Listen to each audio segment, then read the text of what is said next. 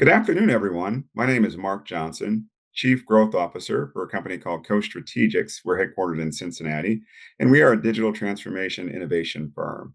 I have the great honor and privilege today to conduct this interview with someone I've come to know pretty well, Neda Nia, who is the Chief Product Officer at Stibo Systems. Neda, welcome to the interview. Hey, Mark. Thank you for having me.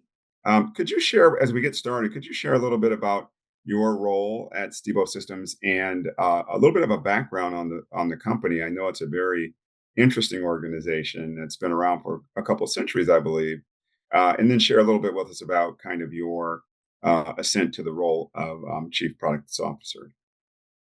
Absolutely. Hey, everyone. As Mark mentioned, my name is Neda Nia.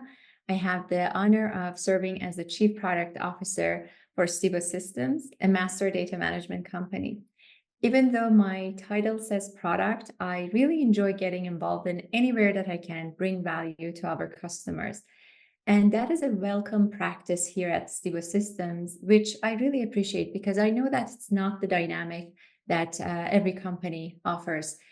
In terms of my day-to-day role and my job, I consider myself a servant leader to a group of fantastic teams, across product management, R&D, user experience, as well as cloud architecture.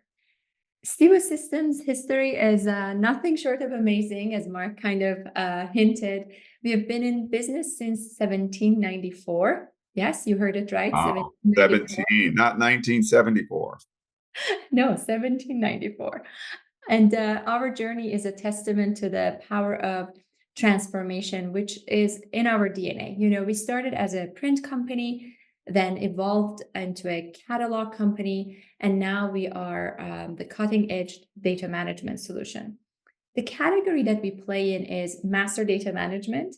Some of our customers prefer to call it unified data management or centralized data management. In any case, we help enterprise customers manage various data domains. And data domains can be product domain or customer data or location or supplier data.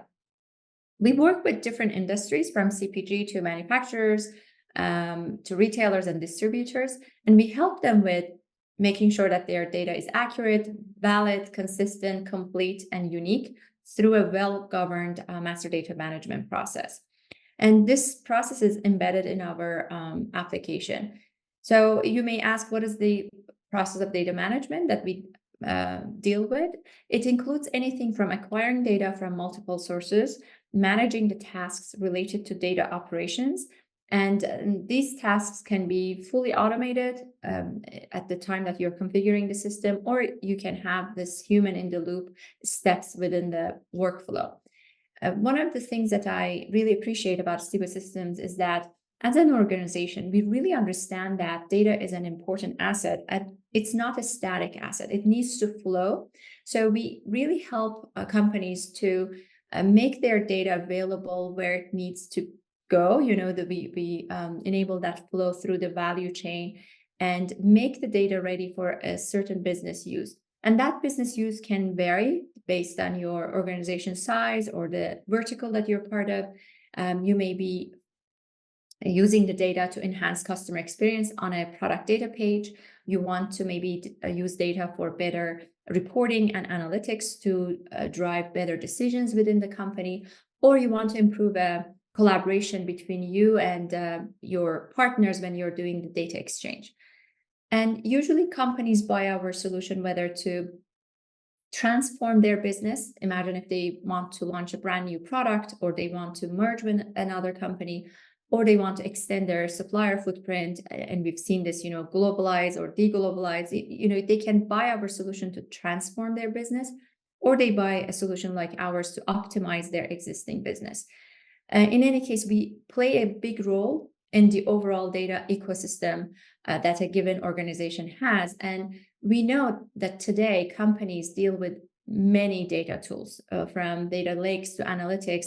We are complementary to these tools. And our focus and the value that we bring is to reduce liabilities that may be a side effect of having bad data in the ecosystem. Imagine if your reports don't have the right data, if your workflows are around wrong data. And we see this as becoming a bigger topic in the new era of AI because the quality of the outcome of AI tools, whether that's generative AI or machine learning models, they all heavily depend on the quality of data that is used to train the data and retrain and fine tune the model. So it's a long winded answer about my background and Stibo Systems, but it's a rather evolved and involved topic. So it is. Thank you for that insight about the product and the focus. But I'm kind of curious if you could share with our readers, or listeners, I should say, today, your pedigree. So how have you sort of, I know you're passionate about data and you've been involved in the field, coming to the role of chief product officer. So in the interest of sort of how do careers evolve, share a little bit with us about your journey. I never knew that I'm going to become a chief product officer. I've been a curious mind, trying to connect with people, add value where I can. And that's been kind of the guiding principle of my journey. And I found myself, actually, my degree is in linguistics. And then I found myself in a situation. I had a job. My first job was a receptionist job. And I got exposed to warehouse management systems and other technical systems. And I became kind of like a super user and then started helping other users and always had this compassion towards users. And that kind of informed my path. I went back to school, studied computer science with a flavor of business administration, bringing computer science and business together. So I don't have any specific, advice to anyone who wants to become a chief product officer, but my general approach is that do what you do well, and the path to mastery will create fulfillment along the way, and you will end up doing something that you like, and you will also add value and help others along the way. That's been my journey so far. I love that answer. It's very inspiring in terms of just following your passion and having that manifest as you increasingly look at opportunities to step up your impact through leadership. And leadership in an informal way in an organization, always well executed, leads to leadership in formal ways, doesn't it? Exactly. And not to shy away from hardships along the way. And there will be some lessons learned along the way. You will end up being in situations that are less than ideal. The key is to focus on where you want to go and apply lessons learned and become a better version of yourself along the way. Yeah, we could riff on that for quite some time, but I want to move to the next question in our interview. You work with customers a lot, and in your role as chief product officer, you're really looking ahead at the marketplace. Where does the product need to go to meet the evolving needs of the customer, marketplace that you serve? So I know there's a lot of challenges that you're hearing from your customers and prospects out there related to the adoption of AI. And as I was just moderating a panel discussion yesterday on this topic, as we think about AI within embedded AI within a product like master data management or master data curation, I know there are a lot of opportunities for AI to accelerate and deepen the value proposition of a master data solution. Can you share a little bit with us about how at Stibo Systems you guys see AI fitting into the evolution of your product and what the customers that you serve are asking of you with regard to AI in this master data landscape? That's an excellent question. Yes, an adoption of any new technology, and I don't think AI is an exception. There are usually a couple of challenges. One of the challenges that I've been exposed to is getting the funding to work on the AI projects. You can't find anyone, at least in the tech industry, who is not eager to get their hands dirty and try something with AI. And that's great. But the leaders of the organization and the organizations that we usually work with, they are multi-billion dollar companies, and they need to constantly forecast the cost and make sure that there's an actual ROI for AI adoption.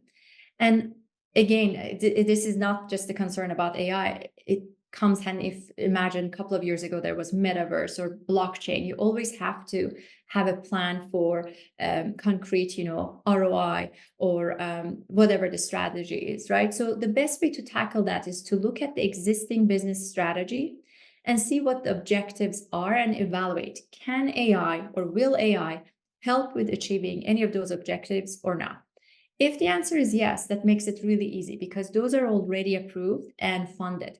If the answer is no, you may need more work to do to define, some concrete objectives for the AI project.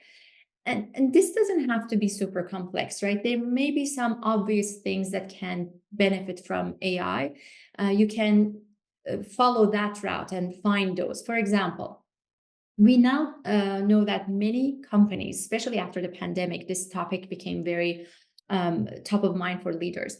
Everyone wants to be more efficient. So, the objective of driving efficiency is mostly shared among many leaders within the company. AI can definitely help with automation and driving efficiency. So, maybe taking one of these objectives and creating a business plan how AI is going to solve for that problem can remove that challenge. And purposeful approach always helps with getting the funding. So I think that's the first one, how to get the funding to start moving towards AI adoption. The second challenge is speed.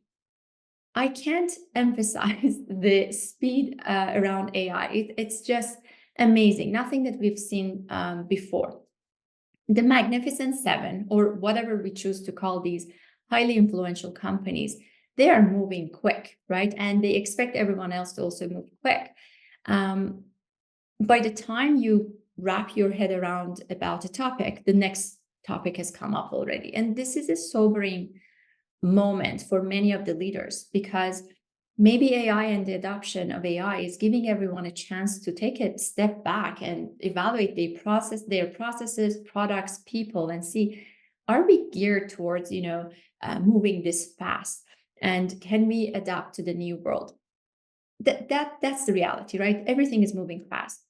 Having said that, I don't think there's a need to rush or panic or cut too many corners because I've seen some successful leaders, sometimes they decide to take their time and take a more calculated approach and lag behind with a purpose. They are slowing down sometimes to speed up. And they may be the believer that in situation like this with so many unknowns, the second mouse gets the cheese and it's okay to lag behind. And I think there's no right or wrong answer. So if a leader comes to us and said, should I move really fast no matter what? Our answer is not really. It depends. It depends on your organization, your culture, also the foundational elements such as data. Do you have even the right data to start the journey? Whether you're building your own LLMs or using existing LLMs or using generative AI tool, high quality data is essential. So let's figure out some of those foundational things and then decide on the speed. But what is absolutely necessary, I think, for the leaders is to acknowledge that the speed is nothing like we've seen before, and they need to prepare their mindset, their organization, their processes to adapt. I'm just excited about how this interview has gone, Aneta. How can our viewers learn more about the value created through Stibo's approach to master data management? Where can they go to get more information? I think the best place is our website, stibosystems.com. And if you're on LinkedIn, we tend to post articles and blogs there as well, and not just about our products, but also about our culture, who's the mastermind behind our products and services. And although we are not a public company, we believe in transparency and we publish even our financial records publicly. So we just published one yesterday, available on the website and I think on LinkedIn page of Stibo Systems and my LinkedIn as well. So happy to connect through those channels. We also have a customer event coming up in September in Orlando. If you're an existing customer listening to this or considering MDM or Stibo Systems as your next MDM solution, we invite you to register. We would love to have you at the event in September. I hope that, yeah, we get connected. And if you want to, if you're a product manager or if you're in a data space and you have ideas that you want to brainstorm, I'm always available. I try to reply to my LinkedIn messages as much as possible, as long as they're not sales messages. All right, awesome. Well, thank you again, Netta. This has been a great interview. It's always a pleasure to talk with you. I learn so much every time that I do. Again, so thank you for the interview today. Viewers, you've been listening to another interview from CDO Magazine. Again, I'm Mark Johnson. I'm editorial board chair at the publication and a partner in its foundational creation, actually. So, dating back to the beginning. I love doing these interviews for the magazine. And today, my official role is Chief Growth Officer at CoStrategix, which, as I mentioned before, is a data driven digital transformation and integration solutions firm. You can find more about us at CoStrategix, that's GIX at the end.com.